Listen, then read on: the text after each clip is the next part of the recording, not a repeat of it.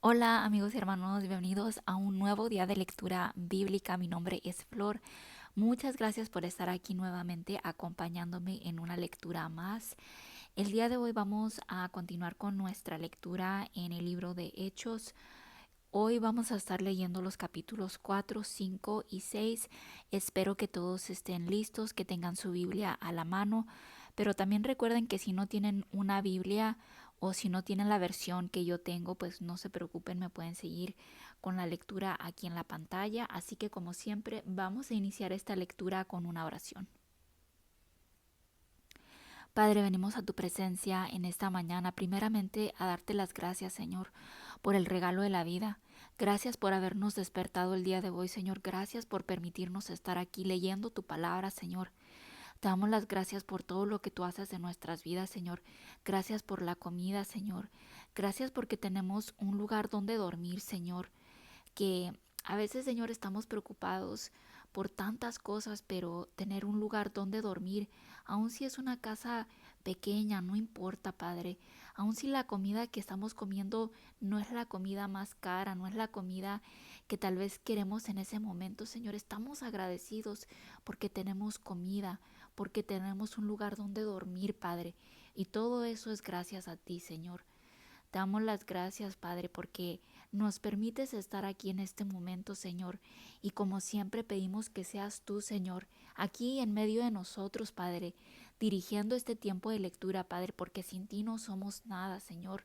Si tú no estás aquí, todo esto no tiene sentido, Padre. Te pido que tú nos ayudes, Señor, no solamente a disfrutar este tiempo, Padre, pero también que sea tu Espíritu Santo obrando en nuestros corazones, en nuestras mentes, a través de la lectura de tu palabra, Señor. Te pido, Padre, en esta mañana, especialmente por aquellas personas que están batallando con la fe, Señor, por aquellas personas que tal vez han abandonado la iglesia, por aquellas personas que tal vez en estos momentos están pensando en irse de la iglesia, Señor.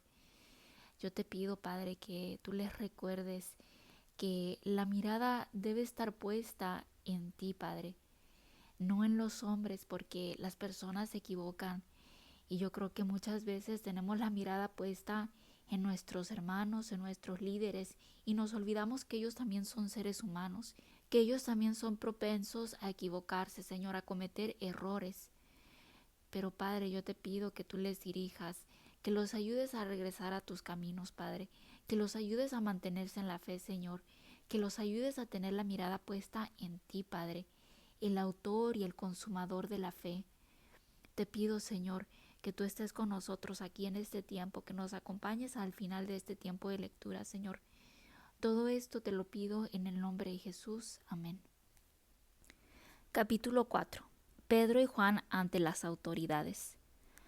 Todavía Pedro y Juan estaban hablándole a la gente cuando llegaron los sacerdotes con el jefe de la guardia del templo y con los saduceos. Estaban enojados porque Pedro y Juan enseñaban a la gente y decían que la resurrección de los muertos había quedado demostrada en el caso de Jesús. Los arrestaron y como ya era tarde, los metieron en la cárcel hasta el día siguiente. Pero muchos de los que habían escuchado el mensaje creyeron, y el número de creyentes, contando solamente los hombres, llegó a cerca de 5,000. Al día siguiente se reunieron en Jerusalén los jefes de los judíos, los ancianos y los maestros de la ley. Allí estaban también Anás, que era el sumo sacerdote, Caifás, Juan, Alejandro y todos los que pertenecían a la familia de los sumos sacerdotes. Ordenaron que les llevaran a Pedro y a Juan, y poniéndolos en medio de ellos les preguntaron: ¿Con qué autoridad o en nombre de quién hacen ustedes estas cosas? Pedro, lleno del Espíritu Santo, les contestó: Jefes del pueblo y ancianos, ustedes nos preguntan acerca del bien hecho a un enfermo, para saber de qué manera ha sido sanado. Pues bien, declaramos ante ustedes, para que lo sepa todo el pueblo de Israel, que este hombre que está aquí delante de todos ha sido sanado en el nombre de Jesucristo de Nazaret, el mismo a quien ustedes crucificaron y a quien Dios resucitó. Este Jesús es la piedra que ustedes, los constructores, despreciaron, pero que se ha convertido en la piedra principal. En ningún otro hay salvación, porque en todo el mundo Dios no nos ha dado otra persona por la cual podamos ser salvos. Me gusta mucho este versículo porque aquí otra vez hace énfasis en que, como dice en Juan 14:6, solamente por mí, o sea, Jesús hablando, ¿verdad? Solamente se puede llegar al Padre a través de Jesús. Y aquí otra vez en el versículo 12 se los voy a repetir, dice: en ningún otro hay salvación, porque en todo el mundo Dios no nos ha dado otra persona por la cual podamos ser salvos. No hay ninguna otra persona, no hay ningún santo, no hay ninguna virgen, no hay ningún ser humano sobre la faz de la tierra por el cual nosotros podamos llegar a obtener la salvación, sino solamente a través de Jesús. Cuando las autoridades vieron la valentía con que hablaban Pedro y Juan y se dieron cuenta de que eran hombres sin estudios ni cultura, se quedaron sorprendidos y reconocieron que eran discípulos de Jesús. Además, el que había sido sanado estaba allí con ellos, y por eso no podían decir nada en contra. Entonces los mandaron salir de la reunión y se quedaron discutiendo unos con otros. Decían: ¿qué vamos a hacer con estos hombres? Todos los habitantes de Jerusalén saben que han hecho esta señal milagrosa, y no lo podemos negar. Pero a fin de que este asunto no siga corriendo de boca en boca, vamos a amenazarlos, para que de aquí en adelante no hablen del nombre de Jesús a nadie. Así que los llamaron y les ordenaron que no hablaran ni enseñaran nada acerca del nombre de Jesús. Pero Pedro y Juan les contestaron: piensen ustedes mismos si es justo delante de Dios obedecerlos a ustedes en lugar de obedecerle a Él. Nosotros no podemos dejar de decir lo que hemos visto y oído. Las autoridades los amenazaron, pero los dejaron libres. No encontraron cómo castigarlos porque toda la gente alababa a Dios por lo que había pasado. El hombre que fue sanado de esta manera milagrosa tenía más de 40 años. Los creyentes piden confianza y valor. Pedro y Juan, ya puestos en libertad, fueron a reunirse con sus compañeros y les contaron todo lo que los jefes de los sacerdotes y los ancianos les habían dicho. Después de haberlos oído, todos juntos oraron a Dios, diciendo: Señor, tú que hiciste el cielo, la tierra y el mar, y todo lo que hay en ellos, dijiste por medio del Espíritu Santo y por boca de tu siervo David: ¿por qué se alborotan los pueblos? ¿Por qué hacen planes sin sentido? Los reyes y gobernantes de la tierra se rebelan y juntos conspiran contra el Señor y contra su escogido, el Mesías. Es un hecho que Herodes y Poncio Pilato se juntaron aquí, en esta ciudad, con los extranjeros y los israelitas, contra tu santo siervo Jesús, a quien escogiste como Mesías. De esta manera ellos hicieron todo lo que tú, en tus planes, ya habías dispuesto que tenía que suceder. Ahora, Señor, fíjate en sus amenazas y concede a tus siervos que anuncien tu mensaje sin miedo, y que por tu poder sanen a los enfermos y hagan señales y milagros en el nombre de tu santo siervo Jesús. Cuando acabaron de orar, el lugar donde estaban reunidos tembló, y todos fueron llenos del Espíritu Santo, y anunciaban abiertamente el mensaje de Dios. Todas las cosas eran de todos. Todos los creyentes, que eran muchos, pensaban y sentían de la misma manera. Ninguno decía que sus cosas fueran solamente suyas, sino que eran de todos. Los apóstoles seguían dando un poderoso testimonio de la resurrección del Señor Jesús, y Dios los bendecía mucho a todos. No había entre ellos ningún necesitado, porque quienes tenían terrenos o casas los vendían, y el dinero lo ponían a disposición de los apóstoles, para repartirlo entre todos según las necesidades de cada uno. Tal fue el caso de un levita llamado José, natural de la isla de Chipre, a quien los apóstoles pusieron por sobrenombre Bernabé, que significa hijo de consolación. Este hombre tenía un terreno y lo vendió y puso el dinero a disposición de los apóstoles. Bueno, vamos a comenzar con el capítulo 5. Me gusta muchísimo este capítulo. El pecado de Ananías y Zafira. Pero hubo uno llamado Ananías, que junto con Zafira, su esposa, vendió un terreno. Este hombre, de común acuerdo con su esposa, se quedó con una parte del dinero y puso la otra parte a disposición de los apóstoles. Y pongan mucha atención porque aquí la palabra nos dice que los dos estaban de acuerdo. Tanto Ananías como Zafira, los dos sabían lo que estaban haciendo. Iban a vender este terreno y se iban a quedar con una parte del dinero. Y puso la otra parte a disposición de los apóstoles. Pedro le dijo: Ananías, ¿por qué entró Satanás en tu corazón? Para hacerte mentir al Espíritu Santo, quedándote con parte del dinero que te pagaron por el terreno. ¿Acaso no era tuyo el terreno? Y puesto que lo vendiste, ¿no era tuyo el dinero? Y la cosa aquí es que el pecado de parte de Ananías y Zafira fue que, en primer lugar, como les dice Pedro, ¿verdad? El terreno era de ellos. Ellos tenían todo el derecho de quedarse con una parte del dinero. O sea, nadie les estaba exigiendo que entregaran todo el dinero y tampoco nadie les exigió que vendieran el terreno. Entonces el pecado fue en ocultar, porque yo creo que ellos se querían presentar como los demás, ¿verdad? Miren, nosotros estamos vendiendo este terreno, miren qué buena gente somos, vamos a dar el dinero a los necesitados. Pero la realidad es que ellos estaban ocultando algo. Ellos estaban ocultando que se habían quedado con una parte del dinero. Y la realidad es que no tenían por qué hacerlo, no tenían por qué ocultar que se estaban quedando con una parte del dinero porque la propiedad era de ellos decidieron venderlo. ¿Por qué se te ocurrió hacer esto? No has mentido a los hombres, sino a Dios. Al oír esto, Ananías cayó muerto, y todos los que lo supieron se llenaron de miedo.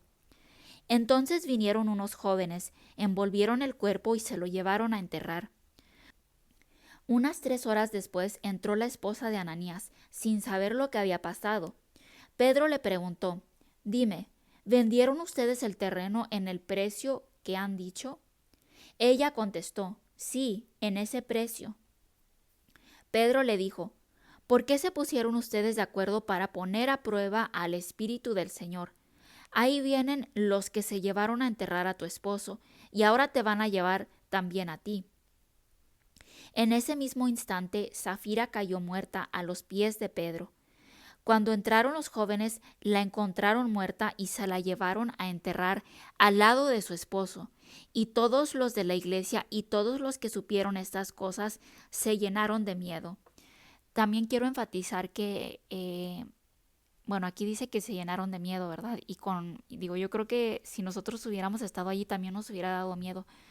Pero esta historia yo creo que no es para que nos dé miedo el Espíritu Santo o para que nos dé miedo el Señor, sino que a mí lo que más me resalta de esta historia es que no es que Pedro fuera adivino y que él supiera que ellos mintieron a la iglesia o que les mintieron a los creyentes, sino que aquí lo que a mí me resalta es el poder del Espíritu Santo y cómo también el menosprecio que Ananías y Zafira tenían para con el Espíritu Santo, que el Espíritu Santo es Dios y Él lo sabe todo, está en todas partes y no tenemos por qué mentir sabiendo que Dios está en todas partes, sabiendo que Dios lo mira todo, sabiendo que Él lo sabe todo. Muchos milagros y señales. Por medio de los apóstoles se hacían muchas señales y milagros entre la gente, y todos se reunían en el pórtico de Salomón. Ninguno de los otros se atrevía a juntarse con ellos, pero la gente los tenía en alta estima. Y aumentó el número de personas, tanto hombres como mujeres, que creyeron en el Señor y sacaban los enfermos a las calles, poniéndolos en camas y camillas para que, al pasar Pedro, por lo menos su sombra cayera sobre alguno de ellos. También de los pueblos vecinos acudía mucha gente a Jerusalén, trayendo enfermos y personas atormentadas por espíritus impuros, y todos eran sanados. Los apóstoles son perseguidos. El sumo sacerdote y los del partido de los saduceos que estaban con él se llenaron de envidia y arrestaron a los apóstoles y los metieron en la cárcel pública. Pero un ángel del Señor abrió de noche las puertas de la cárcel y los sacó, diciéndoles: vayan y de pie en el templo cuenten al pueblo todo lo de esta vida nueva. Conforme a esto que habían oído, al día siguiente entraron temprano en el templo y comenzaron a enseñar. Mientras tanto, el sumo sacerdote y los que estaban con él llamaron a todos los ancianos israelitas a una reunión de la Junta Suprema y mandaron traer de la cárcel a los apóstoles. Pero cuando los guardias llegaron a la cárcel, no los encontraron, así que volvieron con la noticia diciendo: encontramos la cárcel perfectamente cerrada y a los soldados vigilando delante de las puertas, pero cuando abrimos no encontramos a nadie adentro. Al oírlo, el sumo sacerdote, el jefe de la guardia del templo y los principales sacerdotes se preguntaban en qué iría a parar todo aquello. En aquel momento llegó uno que les dijo: los que ustedes metieron en la cárcel están en el templo enseñando al pueblo. El jefe de la guardia, junto con los guardias, fue a buscarlos, pero no los maltrataron porque tenían miedo de ser apedreados por la gente. Al llegar, los llevaron ante la Junta Suprema, y el sumo sacerdote les dijo: nosotros les habíamos prohibido terminantemente que enseñaran nada relacionado con ese hombre. ¿Y qué han hecho ustedes? Han llenado toda Jerusalén con esas enseñanzas y encima quieren echarnos la culpa de la muerte de ese hombre. Pedro y los demás apóstoles contestaron: es nuestro deber obedecer a Dios antes que a los hombres. El Dios de nuestros antepasados resucitó a Jesús, el mismo a quien ustedes mataron colgándolo en una cruz. Dios lo ha levantado y lo ha puesto a su derecha, y lo ha hecho guía y salvador, para que la nación de Israel se vuelva a Dios y reciba el perdón de sus pecados. De esto somos testigos nosotros, y también lo es el Espíritu Santo, que Dios ha dado a los que le obedecen. Cuando oyeron esto, se enfurecieron y quisieron matarlos. Pero entre aquellas autoridades había un fariseo llamado Gamaliel, que era un maestro de la ley muy respetado por el pueblo. Este se puso de pie y mandó que por un momento sacaran de allí a los apóstoles. Luego dijo a las demás autoridades: israelitas, tengan cuidado con lo que van a hacer con estos hombres. Recuerden que hace algún tiempo se levantó Teudas, alegando ser un hombre importante, y unos 400 hombres lo siguieron. Pero a este lo mataron y sus seguidores se dispersaron, y allí se acabó todo.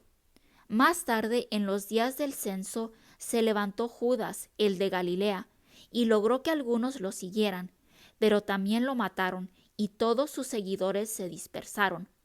Por eso, yo les aconsejo que dejen a estos hombres y que no se metan con ellos, porque si este asunto es cosa de los hombres, pasará, pero si es cosa de Dios, no podrán ustedes vencerlos. Tengan cuidado, no se vayan a encontrar luchando contra Dios. Ellos le hicieron caso, así que llamaron a los apóstoles, los azotaron y les prohibieron seguir hablando en el nombre de Jesús. Después los soltaron.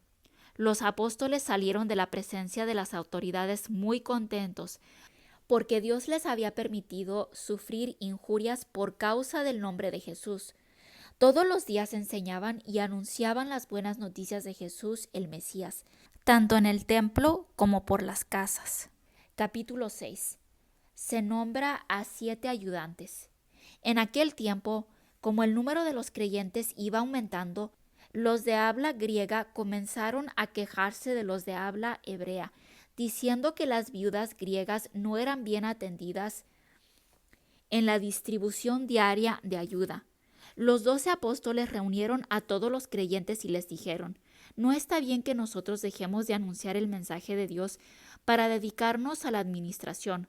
Por eso, hermanos, busquen entre ustedes 7 hombres de confianza, entendidos y llenos del Espíritu Santo, para que les encarguemos estos trabajos. Nosotros seguiremos orando y proclamando el mensaje de Dios. Todos estuvieron de acuerdo y escogieron a Esteban, hombre lleno de fe y del Espíritu Santo, y a Felipe, a Prócoro, a Nicanor, a Timón, a Parmenas y a Nicolás, uno de Antioquía, que antes se había convertido al judaísmo. Luego los llevaron a donde estaban los apóstoles, los cuales oraron y les impusieron las manos. El mensaje de Dios iba extendiéndose y el número de los creyentes aumentaba mucho en Jerusalén. Incluso muchos sacerdotes judíos aceptaban la fe. Arrestan a Esteban. Esteban, lleno del poder y la bendición de Dios, hacía milagros y señales entre el pueblo. Algunos de la sinagoga llamada de los esclavos libertados, junto con algunos de Cirene, de Alejandría, de Cilicia y de la provincia de Asia, comenzaron a discutir con Esteban, pero no podían hacerle frente, porque hablaba con la sabiduría que le daba el Espíritu Santo. Pagaron entonces a unos para que afirmaran que le habían oído decir palabras ofensivas contra Moisés y contra Dios. De este modo alborotaron al pueblo, a los ancianos y a los maestros de la ley, por lo cual atacaron a Esteban, lo apresaron y lo llevaron ante la Junta Suprema. Además buscaron testigos falsos que dijeron: ese hombre no deja de lanzar insultos contra este santo templo y contra la ley. Le hemos oído decir que ese Jesús de Nazaret va a destruir el templo y que va a cambiar las costumbres que nos dejó Moisés. Las autoridades y todos los que estaban ahí sentados, al mirar a Esteban, vieron que su cara era como la de un ángel.